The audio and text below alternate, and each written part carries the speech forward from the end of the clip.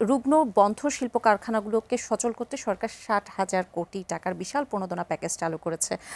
এটিকে আপনি কিভাবে মূল্যায়ন করবেন? আচ্ছা, এটা যদি একটু ব্যাখ্যা করি, এই অর্থটা সরকার কিভাবে দিবেন? এটা ব্যাংকগুলো, এই ব্যাংকগুলোর কিন্তু খুব ভালো মেকানিজম আছে যে কার কাছ থেকে আপনি ফেরত পাবেন, কাকে লোন দিলে ফেরত পাবেন।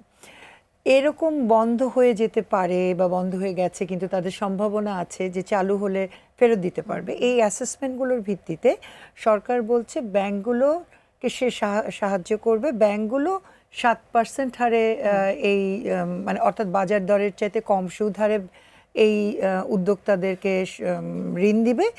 সরকার এই যে সুদের হার, এই সুদের হারে ভর্তুকি দিবে। আচ্ছা, হ্যাঁ, ফলে বাজার দরের চাইতে অনেক কম সুদের হারে ব্যবসায়ীরা এই ঋণটা পেতে পারেন।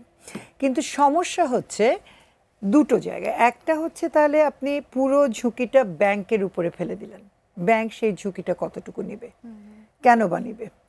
আর দ্বিতীয় হচ্ছে আপনি যখন নীতি সহায়তা, যেটা বিআরপিডি বাংলাদেশ ব্যাংক ঘোষণা করেছে 25শে নভেম্বরে, যে আপনি 2% আপনার লোনের উপরে ইয়ে দিয়ে একবারে দিয়ে আপনি লোনটাকে ক্লাসিফাই করে ফেলতে পারেন।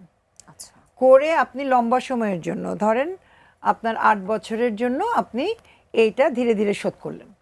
এরকম সুবিধা অনেক ব্যবসায়ী নিয়েছেন। সব ব্যবসায়ী যে খারাপ ইন্টেন্ট থেকে নিয়েছেন তা না, যাদের প্রয়োজনও ছিল এরকম ব্যবসায়ী তো এর মধ্যে আছেন, তাদের ক্লাসিফাইড লোন আছে। এখন বাংলাদেশ ব্যাংক যে প্রজ্ঞাপনটা জারি করেছে এই প্যাকেজের সাথে, আপনি যে প্যাকেজটা নিয়ে প্রশ্ন করছেন, সেখানে বলা হচ্ছে ক্লাসিফাইড লোন যাদের আছে তাদেরকে এই প্রণোদনা প্যাকেজটা দেয়া যাবে না। এখন তিনি ক্লাসিফাইড হয়েছেন, সবাই তো স্বেচ্ছায় হন নাই, তিনি রুগ্ন হয়েছেন বলেই কিন্তু এই ক্লাসিফিকেশনটা তাকে করতে হয়েছে, তিনি ক্লাসিফাইড হয়েছেন।